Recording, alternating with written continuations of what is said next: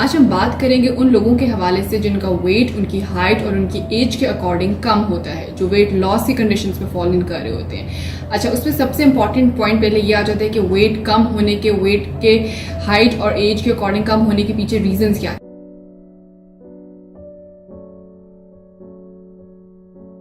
For the latest update, press the subscribe button and hit the bell icon. Assalamu alaikum. I'm Zuha Suhail. I'm a lecturer at Rashtrati Medical College and a clinical nutritionist at Arif Muhammad Hospital and Marham. आज हम बात करेंगे उन लोगों के हवाले से जिनका वेट उनकी हाइट और उनकी एज के अकॉर्डिंग कम होता है, जो वेट लॉस की कंडीशंस में फॉलो इन कर रहे होते हैं। अच्छा, उसमें सबसे इंपॉर्टेंट पॉइंट पहले ये आ जाता है कि वेट कम होने के, वेट के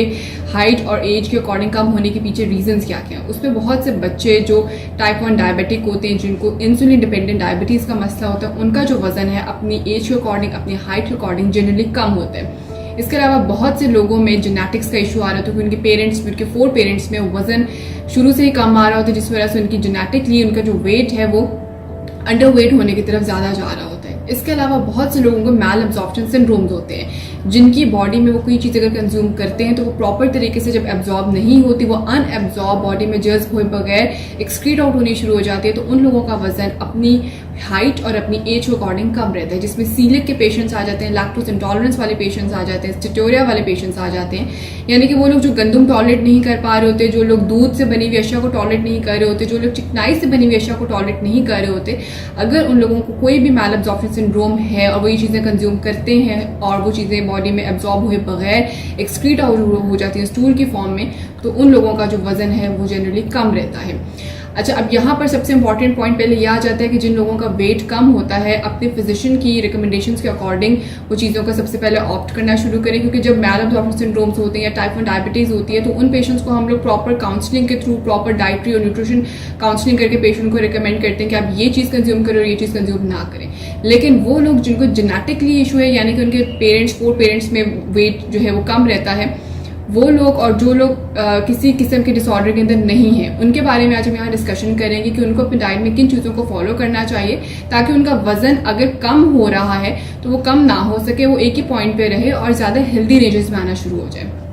उसमें सबसे पहले मैं एक चीज़ रिकमेंड करती हूँ कि अंडरवेट पेशेंट्स के अपने जो पोर्शन साइज उसको सबसे पहले बढ़ा देना चाहिए। वो जो कैलोरीज कंज्यूम करें उनकी कैलोरीज प्रॉपर्ली हम कैलकुलेट करते हैं और उसके अंदर 500 एडिशनल कैलोरीज ऐड करते हैं, उनका पोर्शन साइज बढ़ाते हैं ताकि उसके थ्रू उनकी बॉडी में एडिशनल कैलोरीज और इजाफी न्यूट्रिएंट्स जा सकें जो उनकी बॉडी में हेल्दी बॉडी वेट को ला सकें। उसमें सबसे पहले मैं पेशेंट्स को ऐसे कुछ सुपर फूड्स रिकमेंड करती हूँ कि जो बॉडी को हेल्दी रेंजेस में ग्रो करते हैं, हेल्दी वेट रेंजेस में लेके आते हैं। बहुत से लोग ये समझते हैं कि अगर हम लोग कैलोरी से भरपूर चीज़ें खाएंगे तो हमारा वजन बढ़ता जाएगा और हम हेल्दी भी रहेंगे, जबकि ऐसा नहीं होता। अगर आप लोग ऐसी चीज़ों का इस्तेमाल करते हैं जिसमें कैलोरीज बहुत ज़्यादा है और न्यूट्रिएंट्स कम हैं, तो आपका वजन तो बढ़ेगा, लेकिन उसके बढ़ने के साथ साथ दीगर जो हेल्थ रिस्क हैं, जिसमें शुगर का मसला है, ब्लड प्रेशर का मसला है, वेस्ट सर्कमफ्रेंस बढ़ जाने का इशू है, गुर्दों के मसाइल हैं, वो लोगों में ज़्यादा हो रहे होते हैं। तो सबसे पहले मैं रिकमेंड करती हूँ सनफ्लावर सीड्स, जिसको सूरजमुखी के बीज कहते हैं। वो ऐसे बीज है जिसमें हमारे पास हेल्दी फैट्स हैं, पॉलीअनसैचुरेटेड फैटी एसिड्स मौजूद हैं,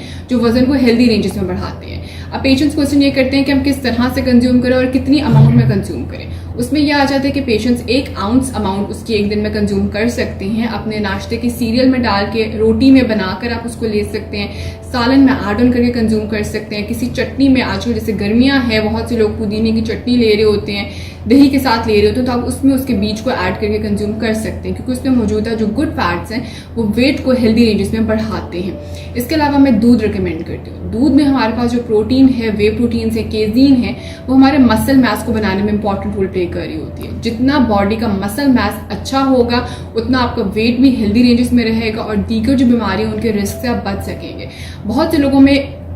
फैट मास ज्यादा होता है। हमारी बॉडी के 2 मासेज है, एक फैट मास, एक मसल मास। जिन लोगों में मसल मास ज्यादा होता है फैट मास के निस्बत, वो हेल्दी वेट में जा रहे होते हैं, लेकिन जिन लोगों में फैट मास मसल मास की निस्बत ज्यादा होता है वो लोग वेट गेन की तरफ भी होते हैं, और वेट गेन के साथ साथ उनकी बॉडी में दीगर जो डीजेनरेटिव डिसऑर्डर्स हैं, जो क्रॉनिक डिजीजेस हैं, उनका रिस्क उनकी बॉडी में ज्यादा होता है। तो दूध का इस्तेमाल करें, क्योंकि उसमें मौजूदा जो प्रोटीन है वो मसल मास को बढ़ाती हैं, और जितना अच्छा मसल मास होगा उतना अच्छा आपका जो है वजन वो रहेगा।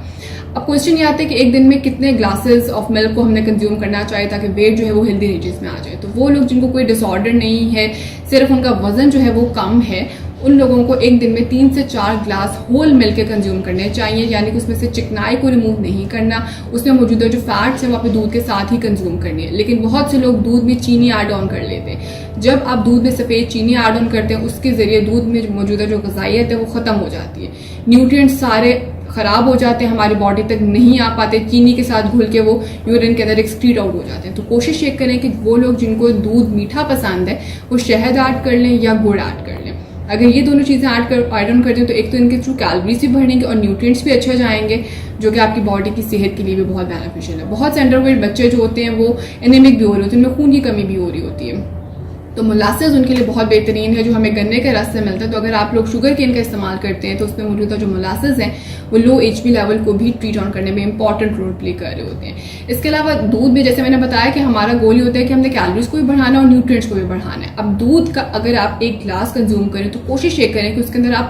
आपके जो मौजूदा हेल्दी नट्स हैं जिसमें बादाम हैं, अखरोट हैं, वो डाल लें। उसके साथ आप उसके अंदर शहद ऐड ऑन करें। उसके अलावा जो फल अवेलेबल है, कोई भी फल आप अगर दूध में ऐड ऑन करते हैं उसके थ्रू दूध के अंदर जो मौजूदा कैलोरीज हैं वो भी फल के ऐड ऑन करने से बढ़ेंगी, उसकी ग़िज़ाइयत भी इंप्रूव होगी और बॉडी तक वो वजन को इंप्रूव करने में इंपॉर्टेंट रोल प्ले कर रहा होता है। इसके अलावा एग्स, अंडे, जिन लोगों का वजन कम होता है और उनको किसी भी किस्म का गुर्दों से रिलेटेड कोई इशू नहीं होता, वो एक दिन में 2 अंडे ज़रूर कंज्यूम करें, क्योंकि अंडे में मौजूदा जो प्रोटीन है वो 100% एब्जॉर्बेबल प्रोटीन है, उसकी बायोलॉजिकल वैल्यू बहुत अच्छी है। और जब आप एग्स कंज्यूम करते हैं तो एग्स के थ्रू जो प्रोटीन बॉडी में जाती है वो वेट को हेल्दी रेंजेस में बढ़ाती है। तो कोशिश ये करें कि 1 एग जो है वो आप अर्ली मॉर्निंग यानी कि नाश्ते के साथ कंज्यूम करें, और सेकंड जो एग है वो आप बेशक अपने स्नैक टाइम में कंज्यूम कर सकते हैं या आप लंच के दौरान में उसको ज़रूर कंज्यूम करें। इसके अलावा मैं पेशेंट्स को कुछ ऐसी चीज़ों को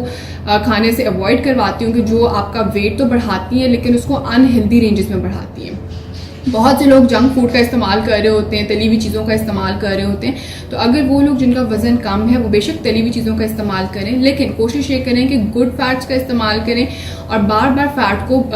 फ्राई ना करें। क्योंकि अगर हम लोग क्या करते हैं कि हम लोग एक फ्राइंग पैन में बहुत ज़्यादा ऑयल डाल के उसमें पोटैटोज फ्राई कर रहे होते हैं, तो अंडरवेट पेशेंट्स के लिए वो हैं तो बेनिफिशियल, लेकिन जब आप एक ही ऑयल को बार बार फ्राई करते हैं तो उसका स्मोक पॉइंट आ जाता है, वो ट्रांस फैट में कन्वर्ट हो जाता है, वो बैड फैट में कन्वर्ट हो जाता है। जब एक गुड फैट बैड फैट में कन्वर्ट हो जाता है तो वो बॉडी के अंदर जाकर बहुत ज़्यादा बीमारियों के रिस्क को बढ़ा देते हैं। तो अंडरवेट वाले जो पेशेंट्स हैं वो फ्राइड आइटम्स को कंज्यूम कर सकते हैं, लेकिन कोशिश ये करें कि गुड फैट में कंज्यूम करें। अच्छा, बहुत से लोग ये समझते हैं कि हम लोग ऑलिव ऑयल का इस्तेमाल करेंगे तो हम लोग हेल्दी होते जाएंगे। ऑलिव ऑयल के अंदर हमारे पास 2 टाइप्स के ऑयल आते हैं, एक एक्स्ट्रा वर्जन होता है और एक पोमेस के नाम से होते हैं। जो एक्स्ट्रा वर्जन है उसको आपने सिंपल सीजनिंग के लिए इस्तेमाल करना है, और जो पोमेस है आप उसको ड्यूरिंग कुकिंग के अंदर इस्तेमाल कर सकते हैं। लेकिन फ्राइंग के लिए जो बेस्ट ऑयल है वो मस्टर्ड ऑयल है, जिसको सरसों का तेल कहते हैं, लेकिन उसको भी आपने 2 दफ़ा से ज़्यादा फ्राइंग के लिए यूज़ नहीं करना, क्योंकि आप उसको जितनी बार यूज़ करेंगे वो ट्रांस फैट में कन्वर्ट होकर बॉडी को अनहेल्दी वेट गेन की तरफ लेकर जाएगा। इसके अलावा फिजिकल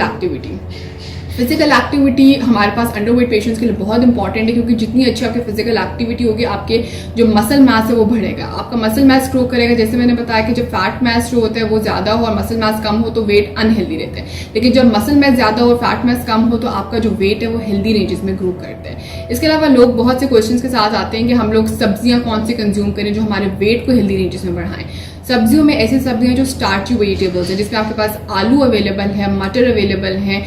इन चीज़ों का इस्तेमाल ज़्यादा रखें, क्योंकि इनमें जो मौजूदा स्टार्च है वो वेट को हेल्दी रेंजेस में बढ़ाता है। और जो लोग बाजारी जो फ्राइड फूड्स ले रहे होते हैं जिसमें आलू के चिप्स वो बाहर से ले रहे हो तो उनको ज़रा अवॉइड करें, क्योंकि उसमें ऐसे प्रिजर्वेटिव्स डले होते हैं जो हमारी बॉडी की सेहत के लिए नुकसानदेह होते हैं। तो इन प्रैक्टिसेस को अवॉइड करें और जिन प्रैक्टिसेस को रिस्ट्रिक्ट करना है उनको रिस्ट्रिक्ट करें, ताकि आपका जो वजन है वो हेल्दी रेंजेस में आना शुरू हो जाए। अभी मरहम ऐप डाउनलोड करें और किसी भी मसले के लिए 2000 से ज्यादा स्पेशलिस्ट डॉक्टर से ऑनलाइन ऑडियो या वीडियो कॉल के जरिए बात करें।